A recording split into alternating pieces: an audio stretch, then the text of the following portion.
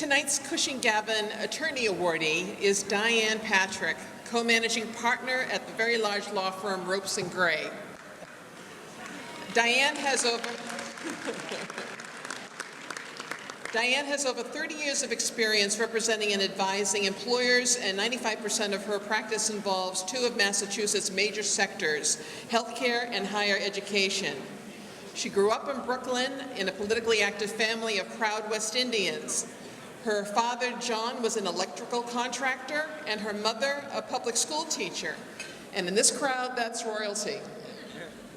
After graduating from college, Diane taught elementary school for 5 years and caught up in a public workers layoff during the New York City's 76 and 77 bankruptcy. So she decided to become a lawyer. And she headed out to Loyola in Los Angeles, where she discovered labor and employment law. And she said, "I realized I preferred conciliation to litigation." A stellar student, she earned her JD in 1980, and as her program bio sketches out some aspects of her outstanding career. "I recruited Diane for Ropes & Gray," explains Nelson Ross, CGA 01, and she went on to be our first managing partner, an extraordinary achievement. She is so much more than just a fine lawyer. She has meant so much to the firm as a role model, mentor, advisor, and counselor to our lawyers and staff workers. She draws people in because she is so approachable, warm, and wise. Over 15 years, I've sat across from Diane Patrick in Wellesley College negotiations with their union, Dining Custodial Grounds and Trade Services, says Shelley Kroll, CGA 14 of Siegel-Reutemann. "I've never encountered a more sincere, hardworking, or honest management attorney. Diane is always well prepared and knowledgeable. What is special about Diane is her ability to zealously advocate for her client while showing concern and compassion for the union's members. She listens and makes sure workers feel heard. Because she understands that productive labor relations means getting it right, Diane is open to being convinced and encouraging her clients to have an open mind. Because she is modest and down to earth, she is a far more compelling advocate for her clients' interests than are those who mistake bravado for effective representation." Diane notes, "In my 35 years, I have never had a strike, knock on wood. I've been fortunate to deal with very good clients, employees, and labor reps. I can honestly say that I've loved every day of my job." Diane and her husband, Deval Patrick, so some of you have heard of, have two daughters, Sarah and Catherine, and a grandson, Gianluca, Sarah's 4-year-old son. The Labor Guild is proud to honor Diane Patrick with the 2015 Cushing-Gavin Management Attorney Award for Excellence, exemplifying integrity and competence as a gifted attorney, a deft negotiator, and strong advocate, serving her clients, her firm, and the labor management process with tremendous skill, devotion, and a passion for justice. Diane.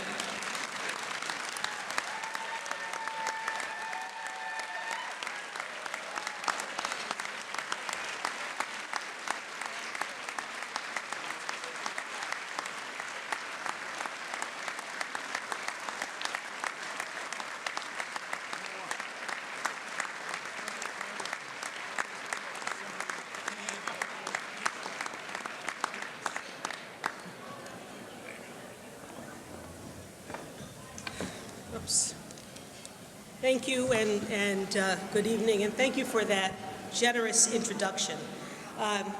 Gina, I have to tell you, you quieted this crowd, and after years and years of coming here, I'm not sure I've ever seen this crowd this quiet. I have to tell you, when I was privileged to receive the call that I had been awarded this recognition, I said to my colleagues that for my remarks, I thought I would just pick a couple of good management rights clauses, read them to you, and see if you noticed. But I don't have to do that because Gina has done a good job of capturing your attention. I am really, truly honored by this recognition. After 35 years of practicing law and really doing what I love to do every day. It's gratifying to think that others think that I've done a good job at it.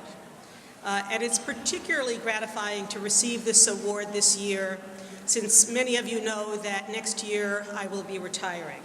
So this is really the pinnacle of my career, and I thank you very much.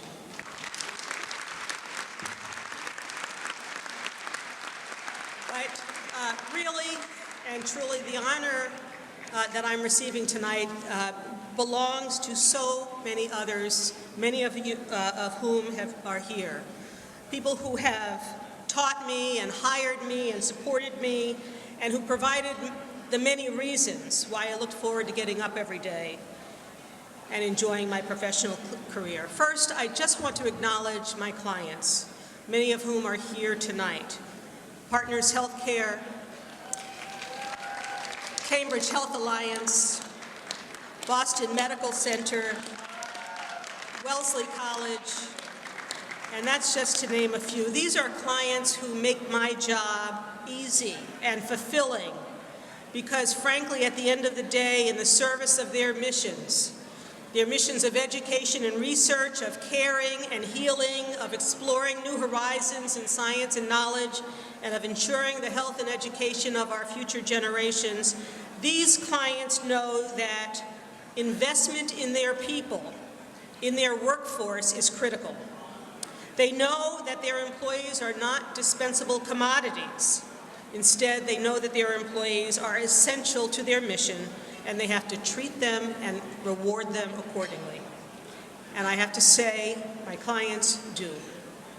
So when I speak for my clients at the table, I am really proud to speak for them, and I thank them for allowing me to do so.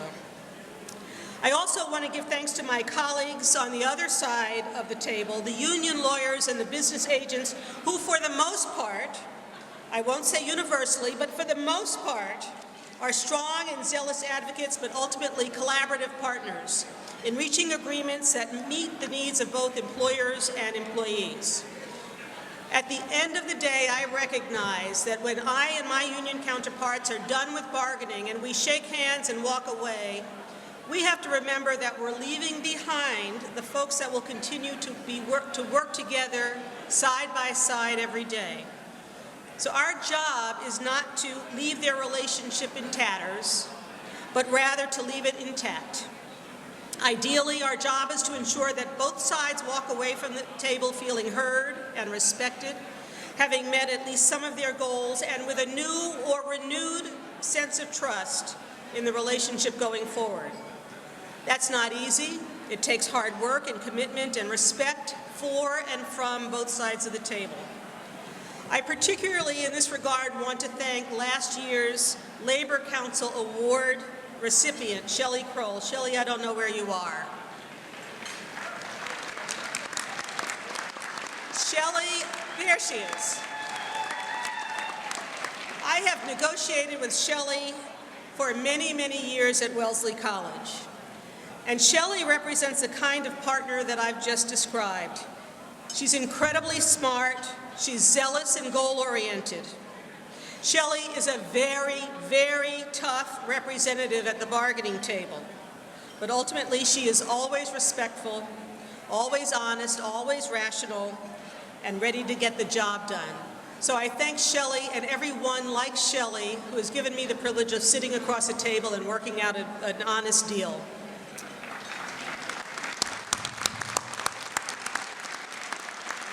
I also want to credit the work of the mediators who have worked with all of us to help the parties break impasse and get to yes.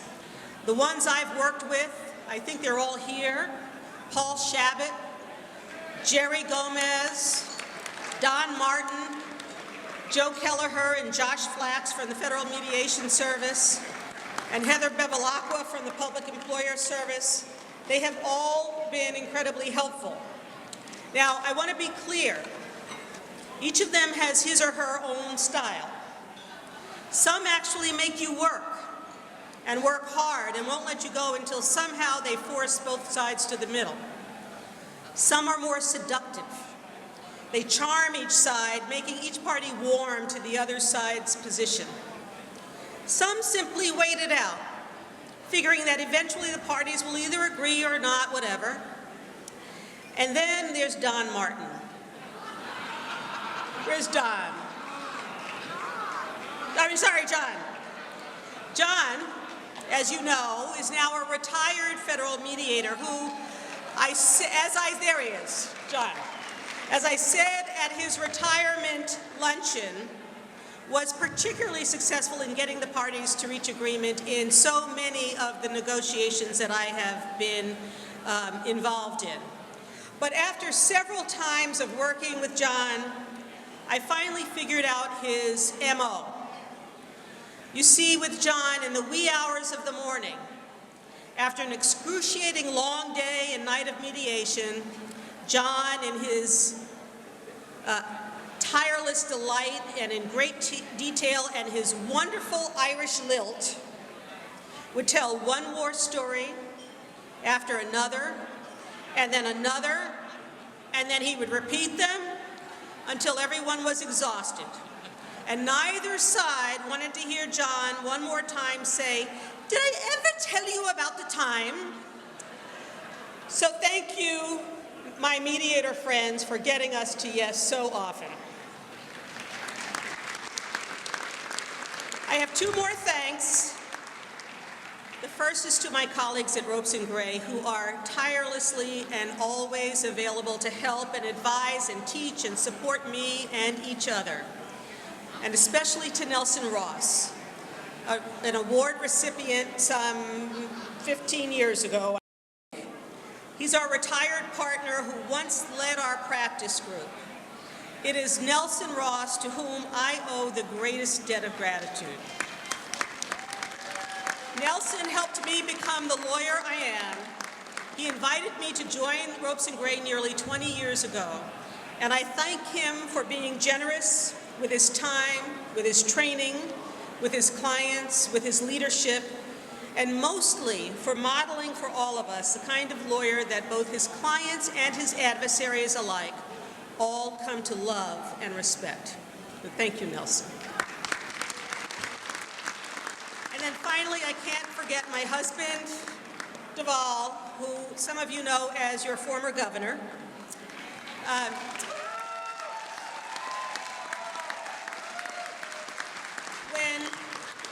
When Deval and I first met about 35 years ago, I was an impatient, rather aggressive, somewhat loud, and always in a hurry New Yorker, who, whatever the conflict, always wanted to win and never wanted to cede any ground. Right?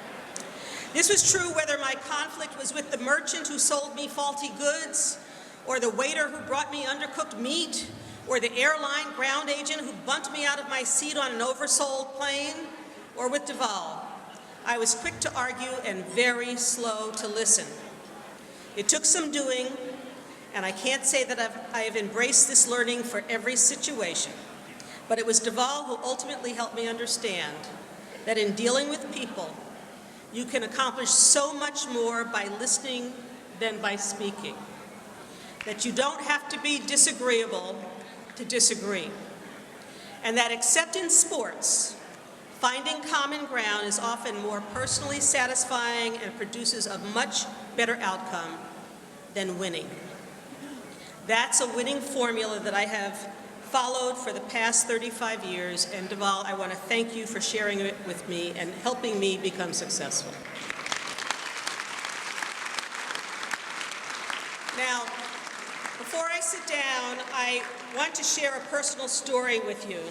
It's a story that I think really reflects this Cushing-Gavin Award, what this Cushing-Gavin Award is designed to celebrate. A few years ago, our youngest daughter, Catherine, was dating a woman who I liked a lot, but I didn't know very much about. And as many of you have probably experienced, children don't tend to offer up many details when it comes to the people they're dating, and our Catherine didn't. A time soon came when Deval and I began to see more and more of this young woman, and she became a regular at our house, a regular at our dining table. Ultimately, I concluded that our daughter and this young lady were a serious couple, and I thought there might be a future in this relationship, so I decided to do what any good parent does in this situation. I got nosy. And I began to ask questions like, so where are you from? Do you have a criminal record? And what do your parents do? When I asked that last question, so what do your parents do? This young woman said, actually, you know my mom. I do, I said, trying to think about whose daughter this possibly could be. And she said, yes. You sat across from my mother at the bargaining table. After an interminable few seconds passed, that duh moment happened. My daughter's girlfriend's last name, a French-Canadian name unusual to me, was Lemieux. And I knew only one other Lemieux, Lisa Lemieux, an organizer and a business agent for 1199 SEIU. Lisa Lemieux is your mother, I asked, trying to recall if I had ever said anything that might be interpreted as negative toward her, where am I? As negative about my experience bargaining with her or any other SEIU agent across the table. I didn't think I had. Lisa and I had bargained several contracts, all successfully and all without strife. So I finally calmed down and decided it would be okay. Now, several years later, our daughters have decided to get married, and they are being married next year. This, I can say, is a true marriage of union and management. And I just want to say to Lisa, I don't think she's here, I haven't seen her, but I want to say for the record, in front of this entire crowd, since we will both be mothers of brides, that I certainly hope Lisa doesn't intend to present me any non-negotiable demands about seating arrangements or flowers. That would not be in the spirit of Cardinal Cushing or Father Gavin. Thank you.